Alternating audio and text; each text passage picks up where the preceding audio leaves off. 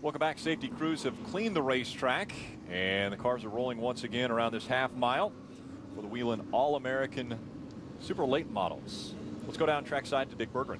Well, Jeff Eshelman, car number 11, pitted in a position that NASCAR didn't want him to. They wanted him to stay out of this infield area. He came in, and that's going to cost him a penalty. That was a brand new car. The whole tail end of that thing was pushed over to the side. They've got it looking pretty decent now, but with the penalty, it's going to be really tough for Eshelman to have a good finish.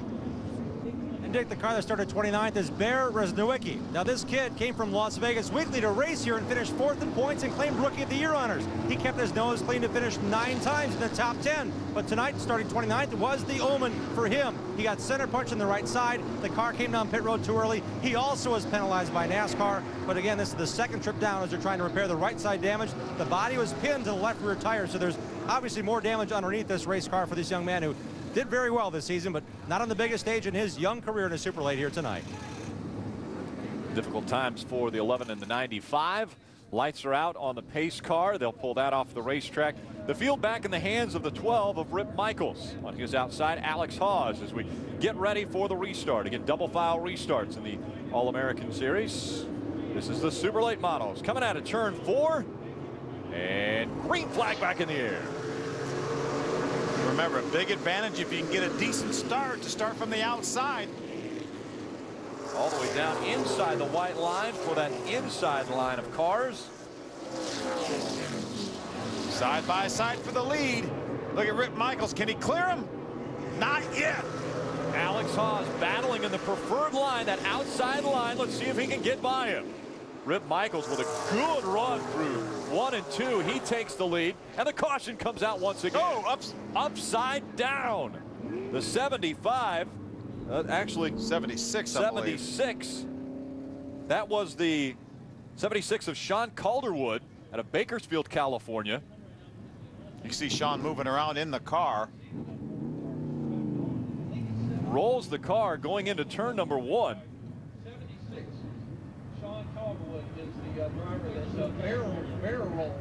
Safety crew right there to talk to him.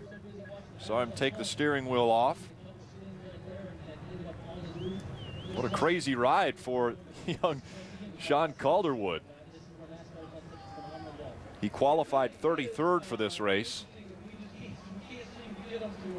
Running near the back and getting into some trouble here early on in this one. See him taking the belts off. Good sign.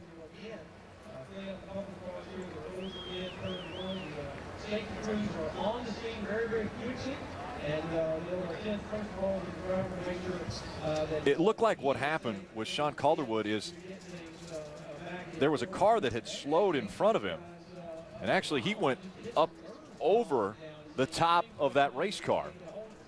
And that car got upside down. Yeah, see, that's one unique part about this Toyota Speedway is when you leave the racetrack, if you want to leave to the outside, you actually slow down coming off turn number 4, stay against the outside wall, and head towards the garage area before you get to turn number 1. And that may be what happened exactly here. And when Sean came by, it's already happened. Looked like a car was slow.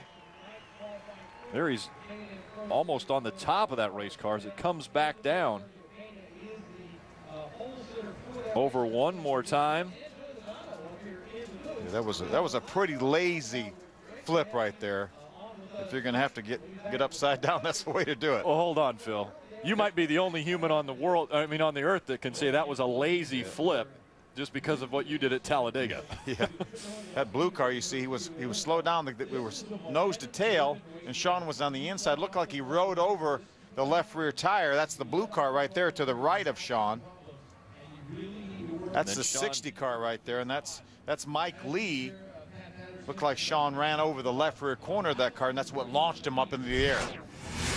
You see the left rear damage on that 60 car of Mike Lee. Yeah, the right side of that car is torn up pretty well.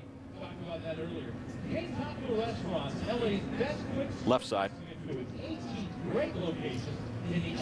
Let's take a look at another angle right here. Watch, there's going to be a car that's going to lose power, and that's going to really seize up the field here. Yeah, he slowed down. You see the 57 slowed down. Now everyone's taking evasive action. And Mike just moved to the inside a little bit, and that's where Sean had committed to go, and he rode over his left rear corner. Looking like he got an 89 for the bull riding judges, and looks like good view of the bottom of that car. Yeah, up and over. There's the 76 of Sean Calderwood.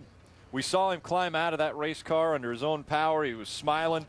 Obviously a comment from somebody up in the grandstands made him wave and move on. He'll race another day, but the car is done this evening, as they'll pull that up on the flatbed and take it to the garage area, and the safety crews will continue to clean up this racetrack. The second time now we've been slowed because of caution, and it's been multiple car incidents. Yeah, that's what, so we talked at the very beginning. It's been 3 months since these guys have been in race cars, 2 or 3 months anyway, and so much anticipation for this event. It's such a big event, and then for it to end like this for people like Sean is really, really tough. And Mike Lee in that 60. He was the car that catapulted the 76 up and over and over and over. We're under our second caution. We'll be back with more here on Speed.